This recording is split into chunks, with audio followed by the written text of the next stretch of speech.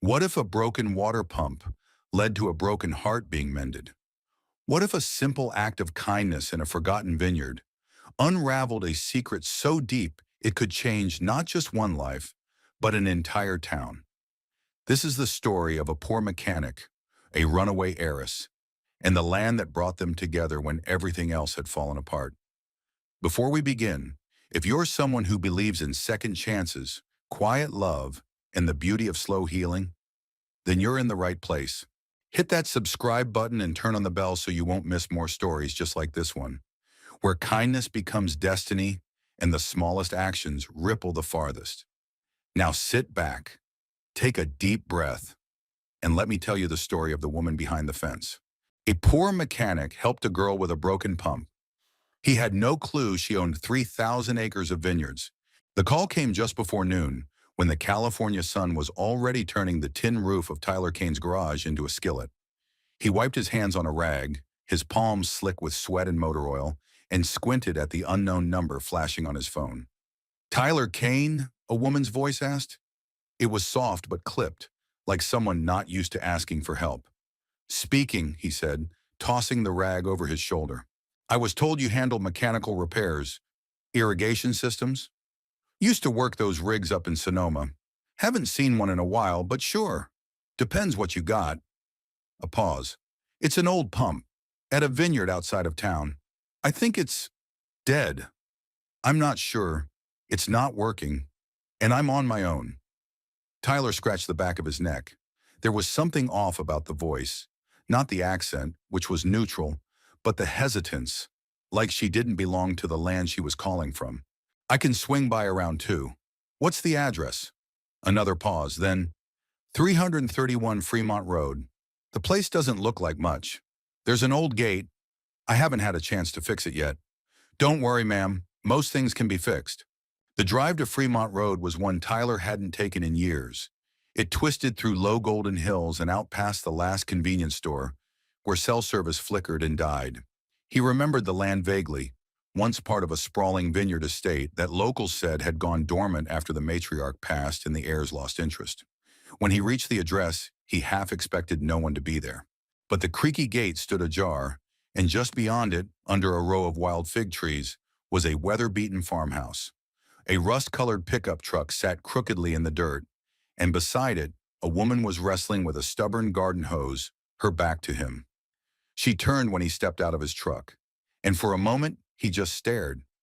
She wasn't what he expected, not the usual retired farmer's wife or overwhelmed young tenant. She looked early 30s perhaps, faded jeans, work boots, a t-shirt damp with sweat at the collar. Her dark blonde hair was pulled into a loose bun under a wide-brimmed straw hat. But what stopped him were her eyes, sharp, watchful, and, beneath the polite smile, tired. "Tyler Kane?" she asked, stepping forward and extending a hand. "I'm Sophie." He shook it. Her grip was stronger than expected. "Pump's out back," she said, leading the way around the house. "I think it's older than I am." "I've met a few like that," he said, half smiling. She didn't laugh, but she looked over her shoulder a little curious. "I don't really know what I'm doing here," she admitted. "This whole place, I'm just trying to keep it from falling apart." "That makes 2 of us," Tyler muttered under his breath, not expecting her to hear. But she did. The pump sat at the edge of a slope overlooking rows of untamed vines, stretching wide and wild, like a forgotten promise. Tyler crouched beside it, ran his hand over the rusted metal, and let out a low whistle. "You weren't kidding," he said. "She's seen better decades. Can you fix it?" "Maybe. Might need parts. She's jammed up good. You got water coming in from the main line?" I I think so." He looked up at her. "You new to this?" A pause. "Sort of," she said, dodging his gaze. "It belonged to my grandmother. I'm just staying here for now." Tyler nodded. He didn't press. Everyone was running from something. Some people just picked prettier places to hide. He worked for nearly 2 hours, swapping out valves, cleaning gunked-up lines, and coaxing the old machine back to life. Sophie stayed nearby, handing him tools when he asked, watching intently. She didn't talk much, but when she did, her questions were thoughtful, sharp in a way that suggested she wasn't just someone playing farmer. When the pump finally coughed and stuttered and came alive with a low, steady hum, she clapped once, then caught herself. "Thank you," she said, quieter now. "I didn't think it could be saved." Tyler stood, stretching his back. "Most things can be. Just takes patience and knowing where to look." She hesitated. "I don't have much cash on me today, but I do have something else if you'll take it." She disappeared into the house and returned with a bottle wrapped in brown paper. "It's from the cellar. I found a few crates in the barn. Vintage Carlton Estate." Tyler blinked. "Carlton? You're giving me a bottle of wine from one of the most expensive vineyards in California?" She tilted her head. "Is it?" He narrowed his eyes. "That name means something around here." "Not to me," she said too quickly. Tyler took the bottle but said nothing. Something about her wasn't adding up. Still, he smiled. "Well, thank you. And if anything else breaks, you know where to find me." Sophie offered a quiet smile. "I just might." As he drove away, the hum of the pump fading behind him, Tyler found himself glancing back in the mirror. The woman behind the fence was still standing there, one hand on her hip, eyes following him as if she wasn't quite ready to let the silence return. Neither was he. 2 days passed before Tyler Kane returned to 331 Fremont Road. He told himself it was to check the pump, to make sure the fix held, to see if the system needed calibration. That was what he told his son, too, when Ben asked why they were driving into the hills with a cooler of sandwiches and a jug of lemonade in the back seat. But deep down, Tyler knew the truth. He hadn't been able to get her out of his head. Not just the way she looked, though that lingered too, but the way she'd stood beside him in the dirt, sleeves rolled up, eyes narrowed in concentration. The way she seemed both fragile and fiercely guarded, like someone holding herself together with frayed string and sheer will. And that name, Carlton. She'd acted like it meant nothing. But in this part of California, it meant old money, legacy, and a vineyard empire once whispered about in wine circles. He told himself it was none of his business. But curiosity, like wild grapevine, had a way of creeping where it didn't belong. When they pulled up, the gate was open again. Sophie was in the same faded jeans and boots, standing on a ladder beneath an olive tree, pruning branches that had grown unruly. She looked over as the truck approached, her face momentarily unreadable, then relaxed into a small, genuine smile. "You came back," she said, hopping down. "Pump problems?" "Just wanted to make sure she's still humming," Tyler said, "and figured I'd bring some backup." Ben, 8 years old and full of questions, leapt from the passenger seat with the energy of a boy who'd spent too long around grown-ups in Greece. He made a beeline for a cluster of chickens pecking the edge of the yard. Sophie crouched to his level, unbothered by the dirt. "You like animals?" Ben nodded. "We don't have any, just a goldfish. My dad says we move too much for a dog." Sophie's eyes flicked to Tyler, softening. "Well, these girls are always happy to make new friends." She straightened, brushing soil from her knees. "Come on, I'll show you the vines." They walked past the old farmhouse, down a trail where the land sloped into rows of overgrown grapevines. Some were wild and tangled, others bare and dry. A few still bore clusters of dusty fruit, clinging to life in the autumn sun. "I've been trying to figure out what's salvageable," Sophie said, picking at a leaf. "Most of these haven't been tended in years." "You planning to bring it back?" Tyler asked. She shrugged. "I don't know. Maybe. Or maybe I'm just here because I don't know where else to be." Ben had run ahead, chasing lizards between rows. Tyler watched him, then glanced at Sophie. "You ever work a vineyard before?" he asked. "No," she said too quickly. Then added, "I mean, I've studied it, read about it. I used to visit this place as a kid, but being here, it's different." He noticed her dodge again, the slight hesitation before answering. It wasn't just modesty, it was something else, something carefully hidden. Tyler nodded slowly. "Well, vines are patient. You treat 'em right. They'll surprise you." Sophie looked at him then, her expression unreadable. "I'm not sure people work the same way." He opened his mouth to respond, but Ben interrupted, waving from the distance. "Dad, look, grapes."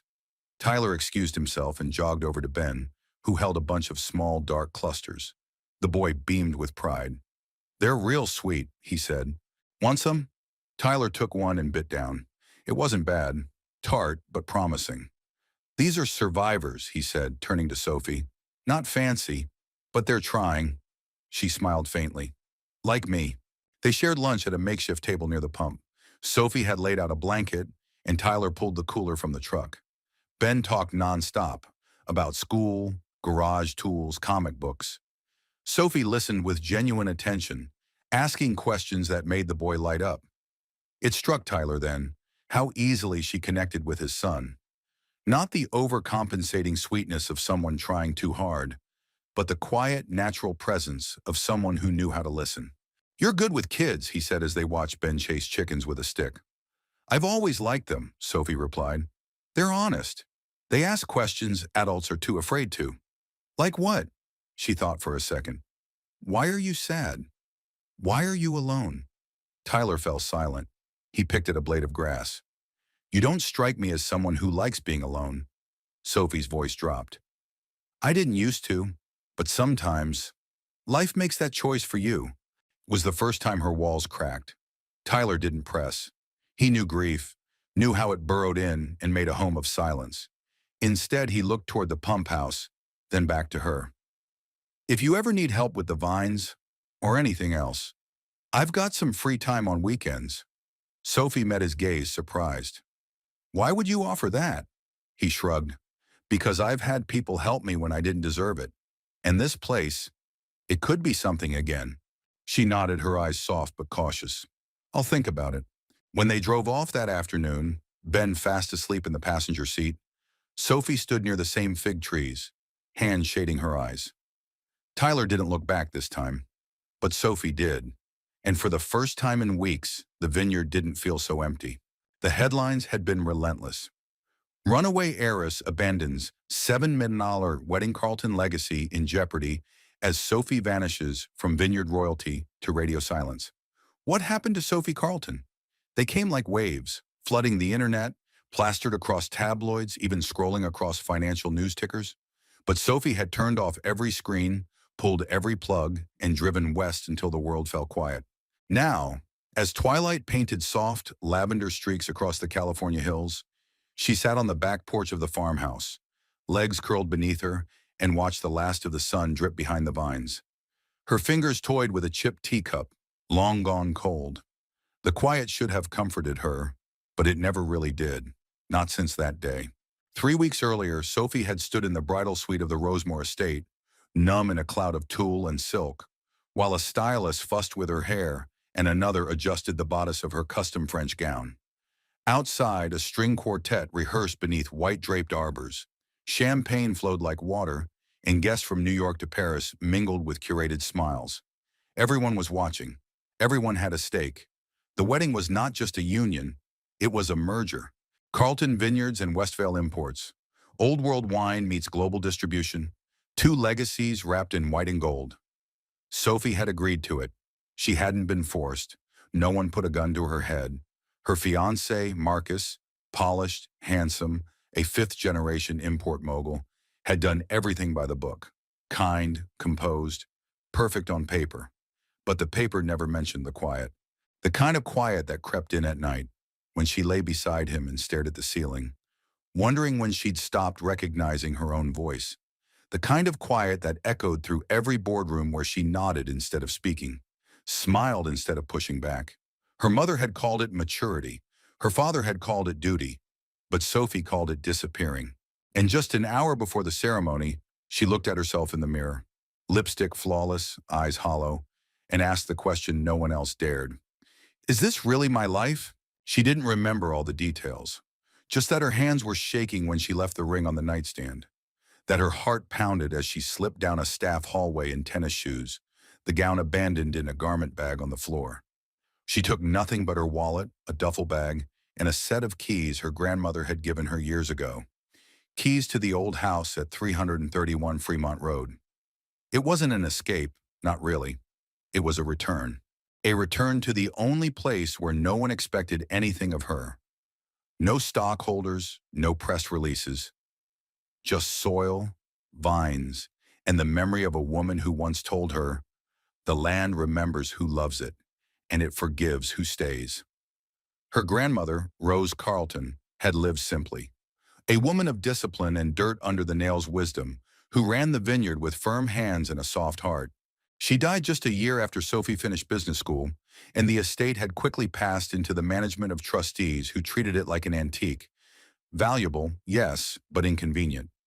No one had wanted the old house. Not the siblings, not the lawyers, not the board. But Sophie had. Not as a business, as a refuge. She set the cup down now and stood, brushing off her jeans. The vines stretched out before her like veins, tangled, neglected, still alive. And for the first time, she wasn't sure what scared her more, that the vineyard might fail, or that it might come back to life and ask her to stay. A faint sound broke the silence. Chickens rustling in their coop, a screen door creaking. She turned. No one there. Just the wind. Her thoughts drifted again, this time to Tyler.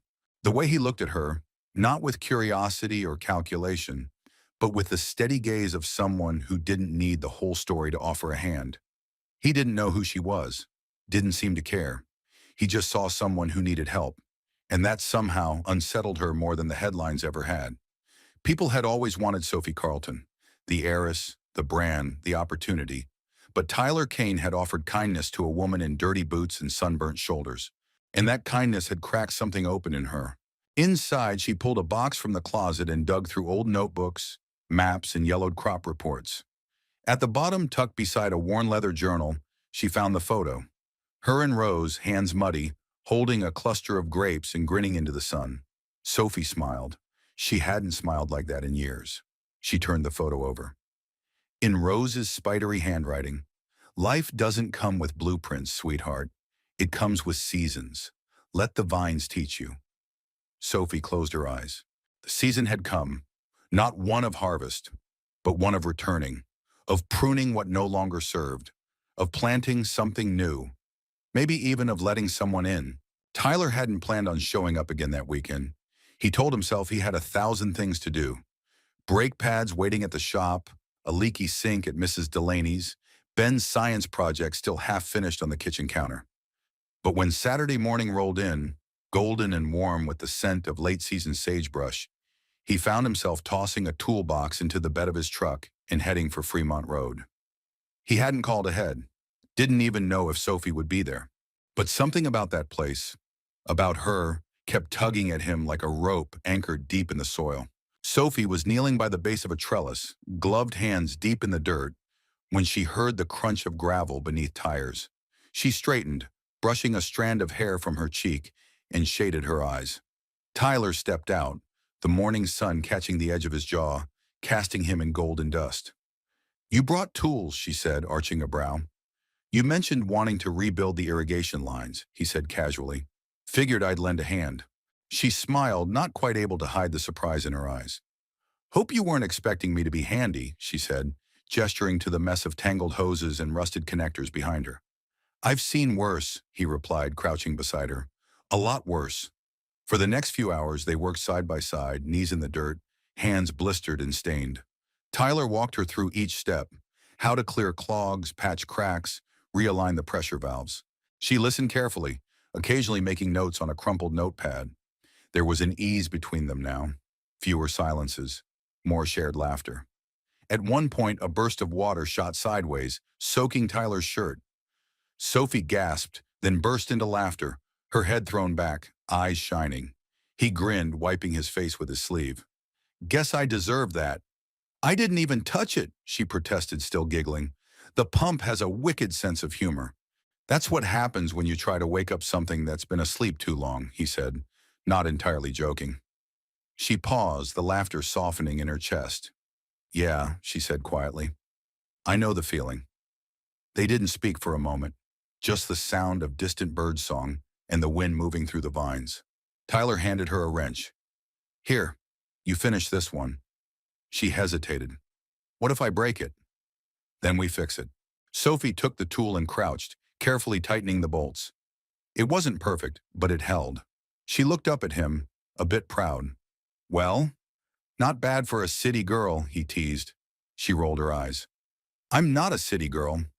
He studied her face, the stubborn smudge of dirt on her cheek, the way the sun lit the gold in her hair. "No," he said softly, "you're not." By noon they'd repaired the main line to the lower vineyard. Tyler wiped his hands on his jeans and stretched, wincing. Sophie tilted her head. Hungry? He glanced toward the truck. Didn't pack lunch this time. I did, she said. Sort of. She led him to the back of the farmhouse where an old wooden table had been dragged into the shade.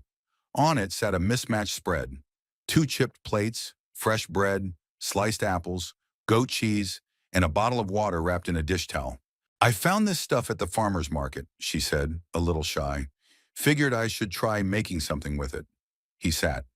Looks better than anything I've eaten this week. They ate quietly at first, the way people do when food is too good for talk. Eventually, their conversation drifted, from small things like favorite books and terrible weather to deeper currents. Sophie told him about her grandmother's notebooks, the ones she was studying to learn the rhythms of the land. Tyler told her about his father, a steel worker who believed in hard hands and quiet faith. I think he would have liked this place, Tyler said. Said the best kind of people are the ones who know how to stay put. Sophie was silent for a moment. I've never been good at staying put. Maybe you just haven't found the right place. She looked at him, something flickering in her eyes. And what about you? Ever think about leaving this town? Used to, he admitted, back when I thought there was something better out there. And now? He looked past her, to the hills glowing in the afternoon light.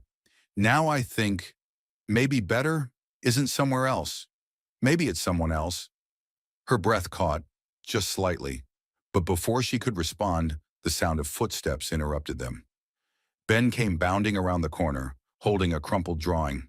Dad, look what I made for Miss Sophie. He held up a pencil sketch. Grapevines under a sunset, a little house, and 3 stick figures. A man, a woman, and a boy. Sophie knelt to examine it.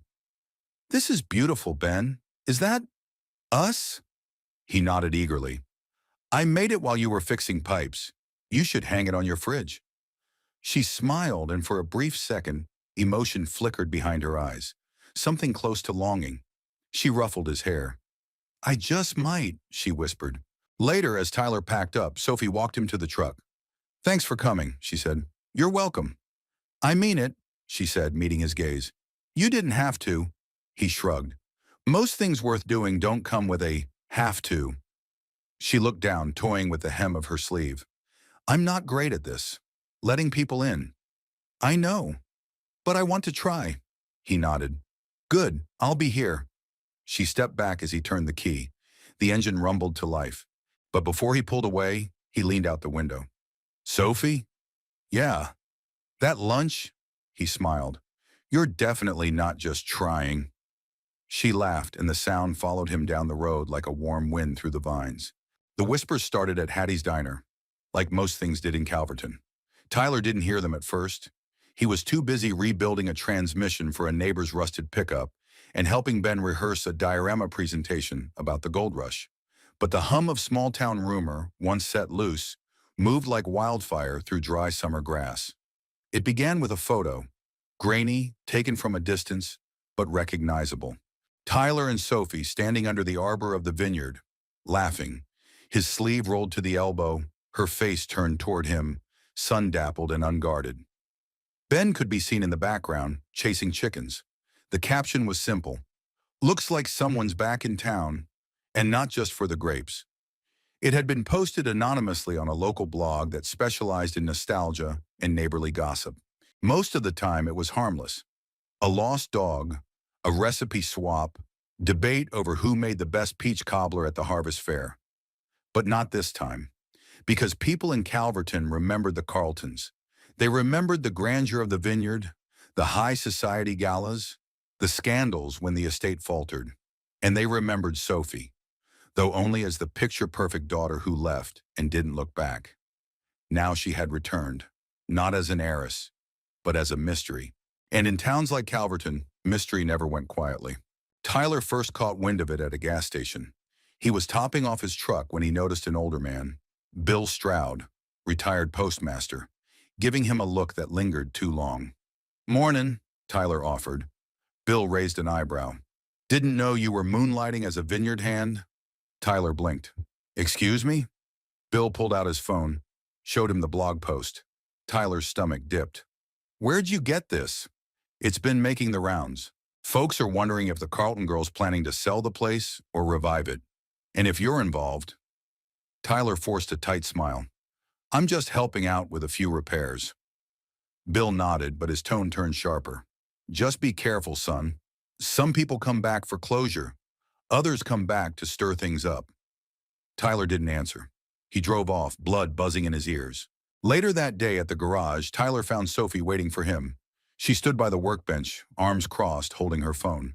Her expression was taut, shoulders square, chin lifted, but there was something in her eyes that looked like betrayal. You've seen it, she said. I have. I didn't know someone was watching us, she added quickly. I swear, I didn't. I know, he interrupted gently. I believe you. That seemed to soften her, but only slightly. They know who I am now, she said, voice lowering. Not just the town, everyone. That blog is already syndicated.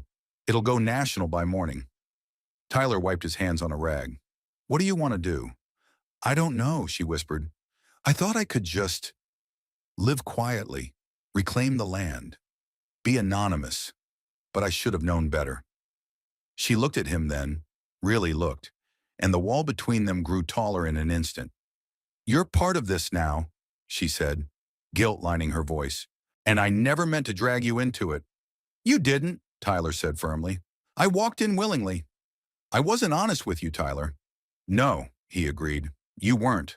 She winced. He took a step closer. But I think I understand why. Her voice cracked. Do you? You were trying to protect something that mattered to you. Maybe even yourself. That doesn't make you a liar. It makes you human. Sophie blinked fast, her throat working around words she didn't know how to say. But you do need to decide, Tyler continued. What comes next? Because this town doesn't let go easy. And if you want to stay, it's not just about hiding anymore. Sophie looked down, then nodded slowly. I'll figure it out, she said, but her voice was far from certain. That night, Sophie sat alone in the farmhouse with her grandmother's journals spread across the table. The words blurred beneath her eyes. The vines don't need perfection, Rose had once written. They need presence. She felt like a ghost among roots that remembered better hands. Her illusions of control had vanished like dew under sun. The town had seen her, and now the walls she'd built felt more like glass than stone. She reached for her phone and hesitated, then dialed. When the line picked up, her mother's voice came sharp and cool.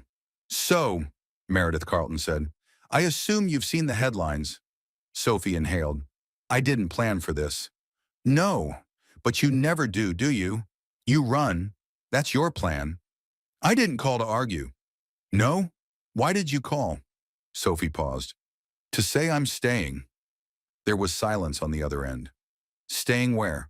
Her mother asked. At the Vineyard. Another pause, then a cold laugh. That place is rotting, Sophie. It's a monument to stubbornness. No, Sophie said, her voice steadying.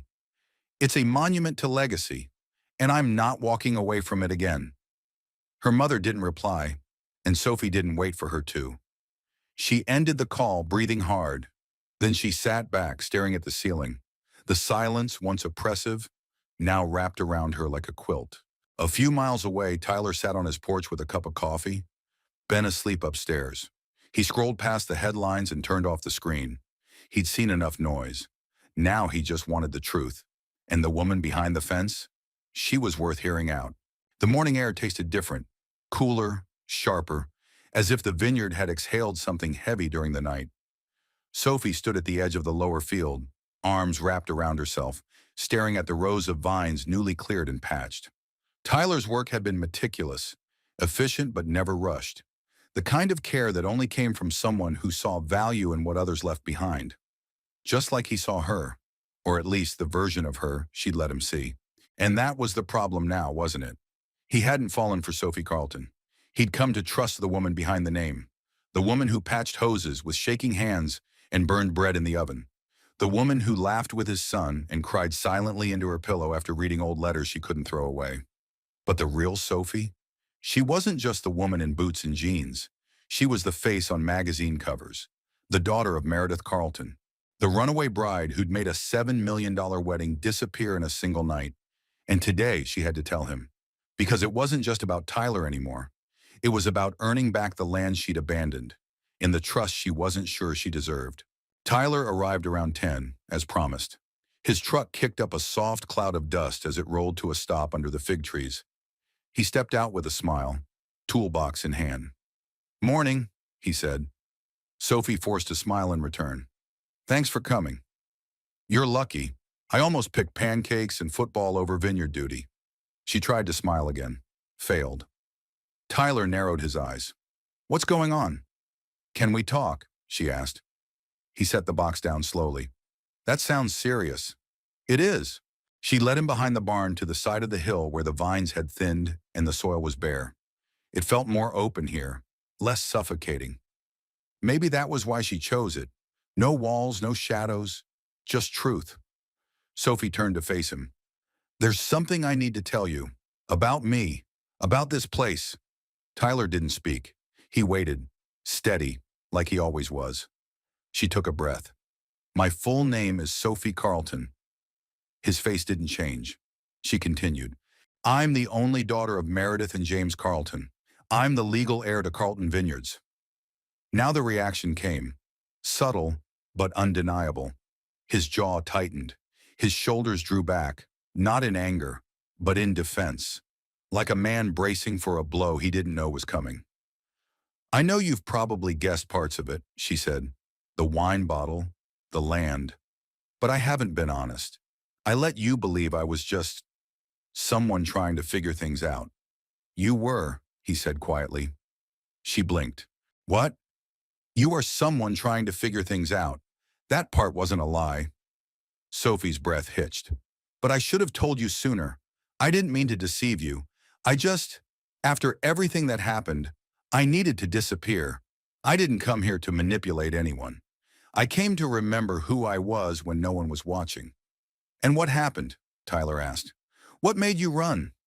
Sophie swallowed. "I was supposed to get married. Marcus Langford. Maybe you've heard the name." Tyler nodded. "Imports, New York."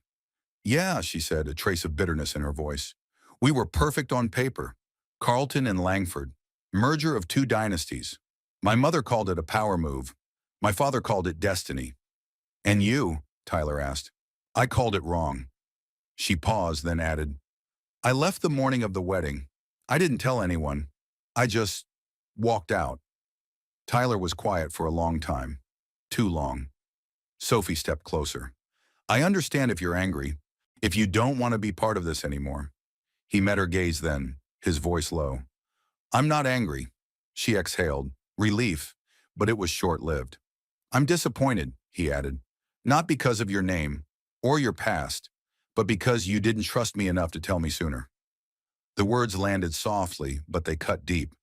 "I didn't know how," she admitted. "I wasn't sure you'd still see me the same." Tyler shook his head. "Sophie, I've worked with all kinds of people. Some who wore $1,000 suits, some who didn't have 2 dimes to rub together. But trust? That's not about income. It's about truth." She bit her lip. "So, what now?" "I need some time," he said. "This isn't nothing, and I have a son to think about. He likes you, I like you, but we've been here before. Me, trusting too fast." The pain in her chest was sharp but deserved. "I'm sorry," she whispered. "I believe you," he said. "But believing someone and trusting them? Two different things." That night, Tyler stood at his kitchen sink, staring out the window as Ben colored at the table. "She looks scared," the boy said suddenly. Tyler turned. "Who?" "Sophie. Today. When you left." Tyler didn't answer right away. Ben set down his crayon. "Did she do something bad?" "No," Tyler said. "She just didn't know how to be honest yet. Are you going to stop going to the vineyard?" "I don't know." Ben frowned. "I hope not. I like it there." Tyler nodded slowly. So did he. Back at the farmhouse, Sophie sat on the floor beside a half-unpacked box of old letters. Her hands trembled as she unfolded a note her grandmother had written before she passed. "Forgiveness isn't a transaction, sweetheart. It's a practice. Just like pruning a vine, cutting what hurts to give room for new growth." She pressed the letter to her chest, closed her eyes. Tyler hadn't shut the door, but he'd stepped back. Now it was up to her to earn his return. not with charm, but with roots. The vineyard was quiet, not just the usual stillness of rural California in late afternoon, but the kind of silence that feels earned, like the land was holding its breath along with her. Sophie sat on the back steps of the farmhouse, her boots dusty, her hands streaked with soil and grease from a morning spent alone fixing drip lines that probably didn't even need fixing. She wasn't working for progress. She was working to stay busy. Since Tyler left 3 days ago, she hadn't seen him. No texts, no calls, no soft rumble of his truck down the gravel path. The silence stretched long and unforgiving, like a fence she didn't know how to climb. But he hadn't slammed the gate either, and that mattered. Still, every time she heard an engine in the distance, or a door slam 2 fields over, her stomach twisted with hope she wasn't ready to admit. Inside, she shuffled through more of her grandmother's old paperwork, crop rotation notes, rainfall logs, receipts for barrels from Napa cooperatives. Tucked into one folder was a map of the vineyard from decades earlier, carefully labeled in Rose Carlton's spidery hand. Block A, Petite Syrah. Block B, Zinfandel Block. C, Reserved. Ben's Rose. Sophie paused. She didn't remember an employee named Ben. She traced the lines with her finger, noting the years, 1995-2000. Then it clicked. Rose used to sponsor at-risk teens from the nearby county youth program. One of them, a quiet, polite boy named Ben, had worked summers here, and Rose always treated him like family. She once said the boy reminded her that some vines just need better soil. Sophie sat back, heart tightening. She realized, not for the first time, that she was standing on a legacy much larger than money or a last name. It wasn't just wine. It was work, redemption, belonging. She walked outside, past the lower fields, and into Block C. The vines there were surprisingly strong, still bearing fruit, still reaching for light. That night she watered every row by hand. Across town, Tyler was no less restless. He moved through his small kitchen making dinner he didn't feel like eating, while Ben hummed from the living room, working on another drawing. Tyler's mind kept going back to Sophie, the way she had stood there, telling him the truth with no makeup, no defense, no spin. Just her. Shaken, yes, but brave. And he'd pulled back. He told himself it was for Ben's sake. He didn't want his son getting attached to someone who might vanish the way too many people had. But deep down, Tyler knew that wasn't the whole truth. He was scared, not of who Sophie was, but of what she made him feel, of how quickly she had slipped past his defenses, and of how, despite everything, he still wanted to drive up that hill and say, "Let's try again." "Dad?" Tyler blinked, turning to Ben. The boy held up a new sketch. It was the vineyard again, but this time the house had flowers around it, and the stick figure of Sophie wore a sun hat. Tyler and Ben were beside her, smiling. "This one's for her," Ben said, "in case she's sad." Tyler swallowed hard. "Do you think she'll come back?" Ben asked. Tyler looked at the drawing, then out the window. "I think she already did." The next morning, Tyler dropped Ben off at school, then sat in his truck for a long while, fingers tapping the steering wheel. He thought about all the people who'd let him down, clients who never paid, friends who disappeared when the bills stacked too high, a wife who got sick too young and left a silence he hadn't filled in years. But Sophie hadn't walked away. She'd told the truth, even knowing it might cost her everything. And maybe that was enough. He started the engine. Sophie didn't hear his truck at first. She was bent over the grate press, trying to repair a leaky valve, when the sound of footsteps on gravel made her freeze. She turned slowly, heart in her throat. Tyler stood there, hands in his pockets. For a long moment, neither of them spoke. Then he lifted a small, rolled-up paper from his jacket pocket and walked toward her. "Ben made this," he said, handing it over. She unrolled the sketch, her hand trembling. The farmhouse, the vines, the three of them, together. Tears welled in her eyes. Tyler looked at her, voice low. "You said you didn't know how to be honest, but you figured it out." She nodded, unable to speak. "I don't care about your last name," he continued. "I care that you show up, that you try, that you want to build something real." "I do," she whispered. "Good." He offered a small, crooked smile. "Because I was thinking, Maybe we could fix the irrigation on Block C together. I heard the vines out there are survivors. Sophie let out a shaky laugh. Yeah, they are. She stepped forward, close enough to smell the faint scent of engine grease and sun on his shirt. Tyler, she said softly, I can't promise I'll always get this right. I'm still learning. He reached up, tucking a strand of hair behind her ear. So am I. And for the first time in years, the vineyard didn't feel like a place she was hiding. It felt like home. The first time Sophie spoke at a town meeting, her voice trembled so hard she gripped the podium to steady herself. She hadn't planned to speak at all, but the moment came unexpectedly, when the mayor invited public comments and eyes turned toward her, like vines bending toward sunlight. Some were curious, others suspicious, a few openly doubtful. She stood anyway. My name is Sophie Carlton, she began, her voice quieter than she wanted it to be. And yes, I am that Carlton. A small ripple of chuckles and murmurs broke the silence, but she didn't flinch. I left this town years ago thinking I knew what legacy meant. I thought it was about wealth, names, what you build on paper. But I came back to find that real legacy is what you build with your hands and who you build it with. A pause. I'm not here to reclaim a title. I'm here to rebuild a vineyard, not just for profit, but for purpose. She took a breath and glanced down at the note in her hand, then let it drop. I want to turn part of the Carlton estate into a community vineyard, one that supports local workers, one that gives back, one that belongs to all of us, not just a name on a label. The room was quiet, and then applause. Not thunderous, not immediate, but real, earnest, a start. Yum. By the following week, Sophie had press clippings stacked beside her grandmother's journals and 3 voicemails from regional reporters. But she ignored them all. What mattered more were the 2 high school seniors who showed up asking to help after school.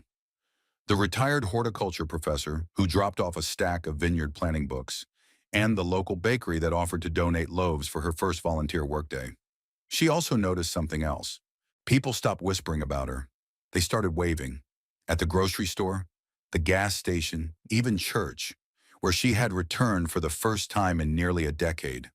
The town wasn't quick to forget, but it was willing to forgive, especially when she showed up again and again, with dirt under her fingernails and sincerity in her eyes. Tyler helped when he could, weekends, evenings after Ben went to bed, sometimes just to fix equipment, sometimes just to walk the rows beside her in silence. They didn't rush anything.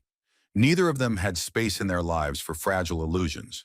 But with each passing day, Sophie began to understand what it meant to be rooted, not in a place, but in the presence of someone who stayed. She also began to see the land differently.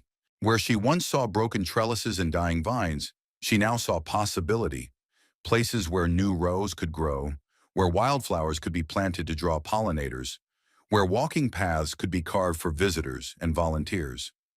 Block C, once the forgotten plot, became the heart of her plan. She named it Ben's Rose, in quiet tribute to both her grandmother's legacy and the boy who had brought color back into her world through crayon drawings and wide-eyed honesty. One evening, while Sophie was sketching a layout plan on the porch, Tyler arrived carrying a crate of old wooden signs. I figured these might come in handy, he said, setting them down beside her. She smiled, brushing back a lock of hair. You always show up with something useful. Years of fixing junk will teach you to keep things people throw away. She looked up at him, her voice soft. That's what you thought I was, isn't it? Junk someone else left behind? He met her gaze. No, I thought you were something valuable. That didn't know it yet. She swallowed, touched, then reached into the crate and pulled out a sign with faded lettering that once read, Tasting Room. Think we'll ever reopen that? She asked. If anyone can do it, he said, it's you. Their eyes lingered for a moment too long, until the sound of Ben's laughter from inside the house broke the spell. He was watching cartoons, his feet dangling off the couch, his half-finished drawing forgotten beside him. Sophie smiled. He feels at home here. So do I, Tyler said. By late September, the vines began to turn. Golden at first, then burnt orange, with just a hint of crimson where the sun lingered longest. Harvest was still weeks away for the few surviving fruit clusters, but the land was breathing again, moving, preparing. And so was Sophie. She filed paperwork to register the Second Harvest Vineyard, a name that embodied what this place had become for her. Not a rebirth, not a start over, a second chance. Not long after, she stood once again before the townspeople, not at a podium, but under a string of soft lights, beside a table filled with local cheeses, breads, and glasses of the last vintage produced under her grandmother's care. Tyler stood beside her. Ben ran between guests with a plastic tray of homemade cookies. Sophie lifted a glass. "Tonight," she said, "we don't toast to what was lost. We toast to what can still be found. In the soil, in each other, and in the unexpected ways we grow." The clinking of glasses echoed through the vineyard like wind through leaves. And for the first time, Sophie didn't feel like a stranger in her own name. She felt like someone worth knowing, on her own terms. They came in twos and threes, old-timers in flannel, teenagers in dusty sneakers, women with sun hats and warm casseroles, a retired Marine with a prosthetic leg and a toolbox bigger than Tyler's. Even Pastor Harris, who rarely ventured beyond the church steps, rolled up his sleeves and hauled wheelbarrows like a man half his age. It wasn't the gala Sophie's mother would have planned. It was better. It was the first volunteer day at the Second Harvest Vineyard, and by mid-morning the rows of vines were buzzing with life. Not just the hum of bees and the clink of tools, but voices, stories, laughter. People who once looked at Sophie Carlton with suspicion now waved as if they'd known her all along. Sophie stood at the top of the slope, clipboard in hand, taking it all in with a stunned kind of awe. "You okay?" Tyler's voice came from behind her, low and warm. She turned, smiling. "I'm overwhelmed, honestly." He nodded. "Good kind or bad kind?" "The kind that feels like grace," she said, eyes shining. Tyler looked at her for a long moment, then reached into his back pocket and pulled out a folded piece of paper. "What's this?" she asked. Ben made a sign. "Thought you might want to hang it somewhere." She unfolded the drawing. Crayon letters, crooked and charming, spelled out, "This place makes good things grow." Below it, 3 stick figures stood under a giant vine. One tall, one medium, one small. Sophie blinked rapidly. "He's something else," Tyler chuckled.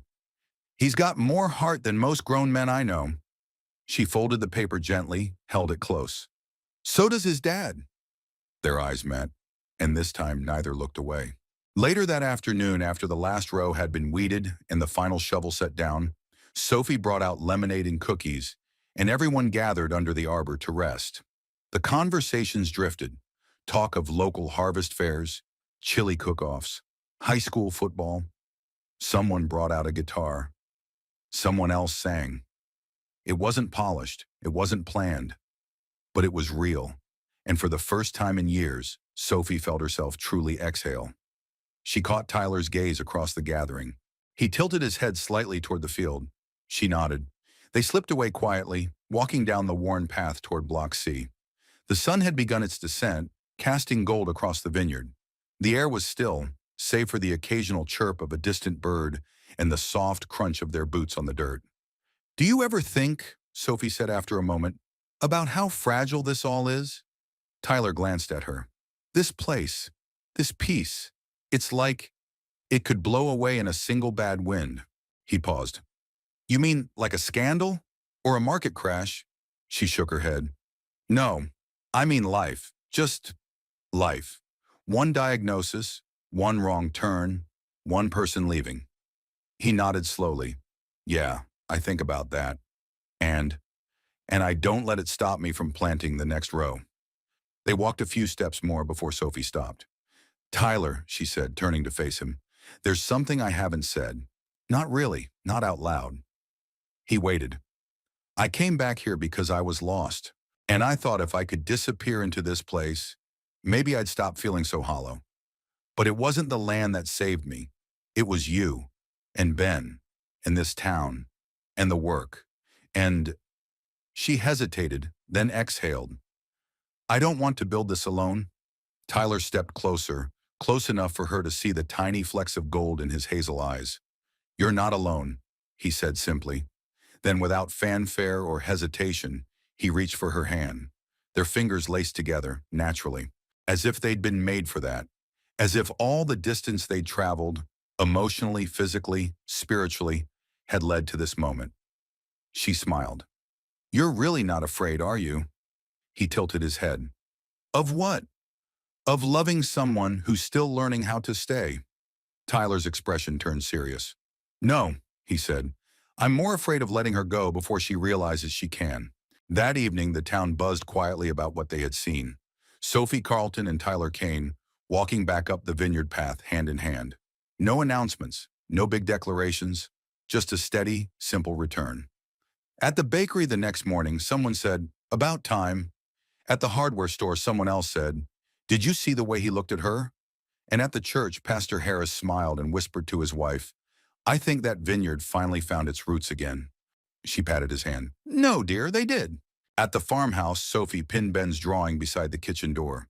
She stared at it a long time, 3 figures beneath a vine, and added a fourth, a dog, just a doodle, a promise.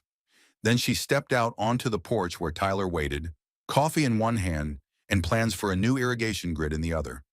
She looked at the map, then at the sky. "Let's plant something new," she said. He smiled. "Let's." There's a quiet kind of satisfaction in digging into the earth. Not the flashy, romantic kind they show in movies. No swirls of golden light or orchestras in the background. Just the rhythmic scrape of shovel against soil, the occasional grunt when a stubborn root won't let go, and the way your back aches at the end of the day in a way that feels right. It was how Sophie spent her mornings now, and Tyler was always there beside her. They didn't talk much while they worked. They didn't need to. Their communication had become its own language. Small nods, half smiles, the passing of tools without needing to ask. It was the kind of comfort that came from showing up day after day, choosing presence over performance. Sophie marked the final row in Block C with a stake, tying it with twine as Tyler adjusted the line of the irrigation hose. "That's the last of it," she said, brushing her hands on her jeans. Tyler stood, wiping sweat from his brow with the back of his hand. "You know, for someone who used to wear designer heels, you're not bad with a shovel." She grinned. "My grandmother used to say, 'You can't drink wine from a field you won't touch.'" "Smart woman," he said. "You take after her." Sophie paused, her smile fading into something softer. "I'm trying." He looked at her, eyes kind. "You're doing." That afternoon, Sophie gathered a group of the Vineyard's new volunteers under the shade of the arbor. Mostly seniors, young adults, and parents with kids who just needed a place to be. She spoke briefly, sharing plans for the community grafting project, where locals could sponsor individual vines, learn to tend them, and eventually bottle small batch wine with their names on the label. It was part business, part outreach, but mostly it was personal. "I want this land to give back the way it gave to me," she said. "Not just grapes, but healing, opportunity, belonging." The crowd clapped. A few wiped tears. Tyler, standing near the back, watched her with quiet pride. Not because she spoke eloquently, though she did, but because she wasn't hiding anymore. In the days that followed, Sophie worked alongside everyone. She didn't supervise from the porch.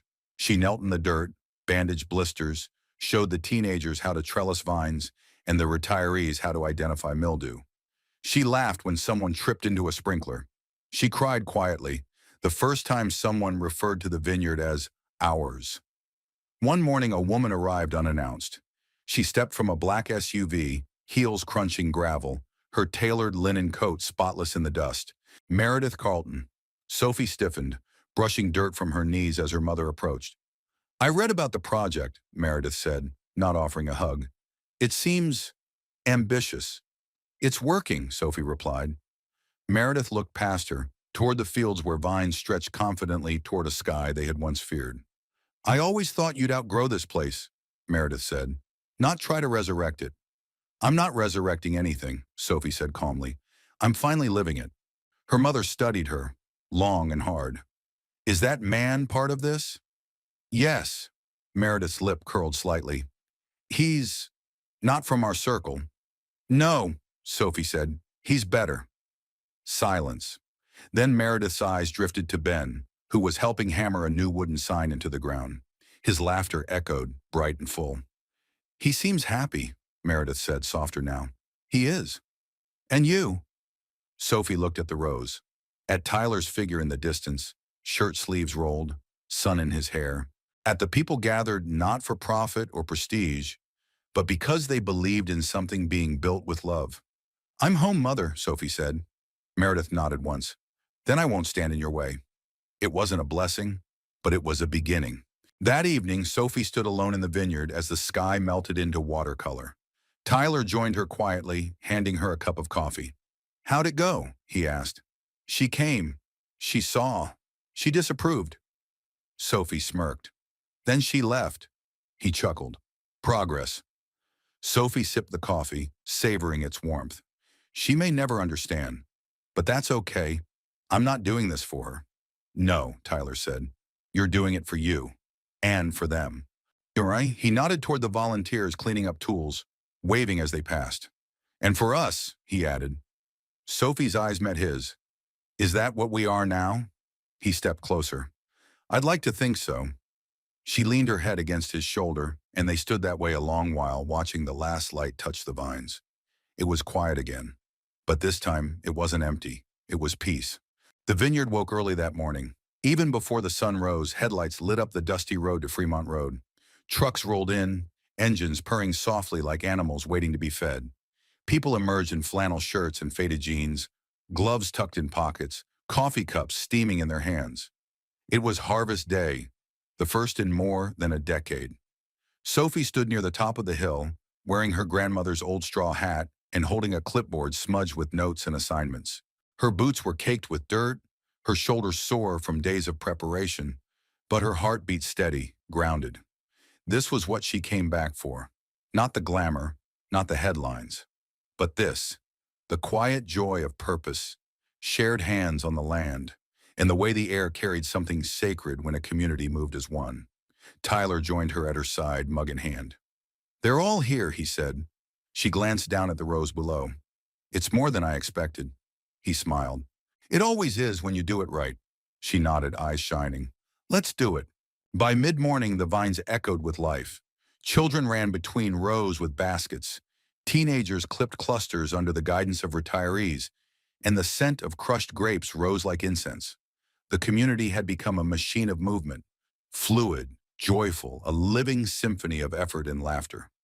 At the heart of it all, Sophie moved between groups with quiet assurance, checking temperatures, tasting ripeness, offering encouragement. She carried a small satchel across her chest with Rose Carlton's handwritten harvest notes inside, worn soft at the edges. Ben, wearing an oversized straw hat of his own, followed Tyler like a shadow, offering water bottles and asking 1,000 questions per hour. "How do you know when the grapes are ready? Why do some look dusty? Can we make purple juice instead of wine?" Tyler chuckled, ruffling his hair. "One question at a time, partner." Sophie caught sight of them from across the rows and smiled to herself. She never could have planned this, and yet it felt like everything had unfolded exactly as it should. By noon, the harvest was complete. The final crates were stacked in the shade, full and fragrant, ready to be pressed. Sophie gathered the group under the arbor, where tables had been laid with food. Pasta salad, roast chicken, cornbread, pies, and bottles of lemonade that shimmered like liquid sunlight. She stood on a small wooden crate, lifted a glass, and waited for the murmurs to quiet. "I was 13 the last time this land saw a harvest," she began. "I remember my grandmother holding up a single cluster of grapes and saying, 'It's not the fruit that matters most. It's the hands that brought it here.'" She paused, looking over the sea of familiar and new faces. "Today, those hands are yours. This vineyard was asleep for a long time. So was I. And it was your kindness, your time, your belief that brought us both back." She turned to a covered table beside her and pulled back the cloth, revealing dark glass bottles, clean, simple, unmarked except for a label that read, "The Second Harvest, Block C, Vintage, this year." "The first small batch," she said. "We bottled them quietly last week, from the earliest vines. A thank you, a symbol, a beginning." She lifted one bottle and held it up. "This isn't just wine. It's proof that second chances are worth the work." Applause filled the space like summer wind through leaves. Some clapped with both hands. Others wiped at their eyes first. Tyler stepped beside her, slid an arm around her waist. "You ready for what comes next?" he asked quietly. Sophie leaned into him. "I already have it." Later that evening, after the tables had been cleared and the guests had gone, Sophie found herself sitting on the back steps of the farmhouse, barefoot, a glass of their new wine in her hand. It was rich, subtle, a little rough around the edges, just like her. Tyler joined her without a word, settling beside her with a sigh. "I think my shoulders forgot what a full day's work feels like," he said. She smiled. "They'll remember again tomorrow." But they sat for a while in comfortable silence, watching the sky change. Deep blues melting into gold, then lavender, then quiet black. A few lanterns still glowed across the rows. Sophie turned to him. "You ever think about how strange it is that this all came from a broken pump?" Tyler chuckled. "You say strange. I say divine." She took another sip. "Would you have come if I hadn't called that day?" "I don't know," he said truthfully. "I was getting pretty good at staying in my own quiet little world." She looked at him, voice gentle. "You still want that world?" He turned toward her, eyes steady. "Not since the day I saw you in it." She set down her glass, her hand finding his. "I want to build something with you, Tyler. Not just this vineyard. A life, a family. Whatever that means now." His hand closed around hers. "We already started." A door creaked behind them. Ben poked his head out, hair tousled, clutching a book. "Can I read on the porch with you?" Sophie smiled. "Always." The boy crawled between them, curling against Sophie's side, opening his book to a page about stars and seeds, and what they both needed to grow. Sophie rested her head on Tyler's shoulder. The three of them sat together, surrounded by the vineyard that had once been broken, now alive with promise. And above them, the first stars began to bloom. The fence had stood for decades, a long, weather-worn barrier of wood and wire that stretched along the north end of the vineyard. It wasn't much to look at, half of it leaning, the posts gray with time, but it had marked the line between what was ours and what was theirs for as long as anyone in town could remember. Rose Carlton had kept it up more out of habit than necessity. "Some lines," she once told Sophie, "keep us safe. Others just keep us apart." Sophie never forgot that. And now on the first warm morning of spring, a full year since she'd returned to Fremont Road with nothing but a duffel bag and the weight of a name she hadn't known how to carry, she stood before that fence with Tyler, a crowbar in hand and resolve in her chest. "You sure?" he asked, glancing at the old boards. She nodded. "It's time." Together they began pulling it down, plank by plank, nail by stubborn nail. Dust floated in the air. A few birds startled from the posts. The rhythm of effort felt almost ceremonial, like they weren't just tearing something down, but honoring what once was by letting it go. When the last post hit the ground, Sophie stepped back, wiping her brow. Her shirt clung to her back, but her heart felt lighter than it had in years. From where they stood, the view stretched beyond the rows of Block C and out toward the open hills, untouched land, waiting. No more division, no more hiding, just sky and possibility. The new tasting room opened that weekend. Not a grand affair, just a hand-painted sign that read Second Harvest Tasting Room, strung between two reclaimed barrels. Inside, wood beams reclaimed from the old barn gave the space warmth. Sunlight spilled through tall windows, catching the dust in golden shafts. Strings of soft lights crisscrossed the ceiling, and the scent of oak and crushed fruit hung in the air like a promise. People came not just for the wine, but for what it represented. A second chance, a new beginning. Something born not out of prestige or profit, but of roots and resilience. Sophie poured the first glass herself.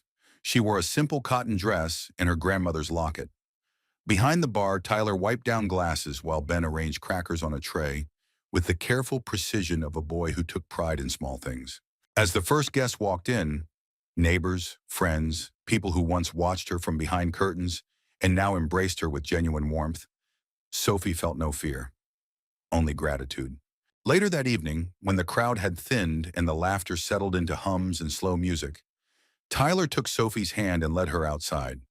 They walked past the rows, now leafing bright green with spring, past the last of the tool sheds and into the clearing where the fence once stood. There, under a new arbor Tyler had built by hand, stood a long wooden bench. On it, carved carefully into the backrest, were four simple words: love, labor, land, legacy.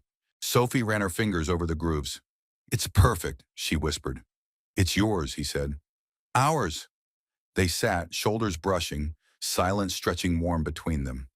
After a moment, she leaned her head on his shoulder. "I used to think I had to become someone else to be loved, to be chosen." "You don't have to be anyone but you," he murmured. "You were always enough." She closed her eyes. Let the words sink deep like rain into soil. "I want to grow old here," she said softly. "With you, with Ben, with vines and sun and chickens and too many weeds." Tyler chuckled. "I can handle the weeds." "I know," she said, smiling. "You always could." That night, after Ben had fallen asleep on the couch with grape juice on his shirt and grass in his hair, Sophie stood at the kitchen window, looking out into the dark vineyard. The stars were bright, the vines were quiet, and for the first time in her adult life, she wasn't waiting for the other shoe to drop. There would still be storms. There would still be droughts and disappointments, and maybe even days when fear crept in. But now she knew what to do when things broke. You fix them. With your hands, with your heart, with the people who stay. She turned toward the table, where a bottle of Second Harvest, Block C, sat uncorked, two glasses half full.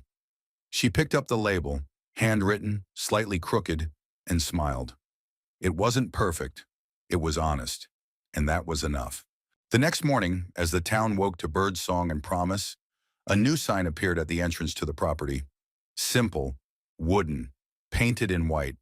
The woman behind the fence beneath it, in smaller script. "You never know what's growing in someone until you step close enough to help them bloom." And just beyond the gate, under the arch of budding vines, stood Sophie and Tyler, waiting, welcoming, home.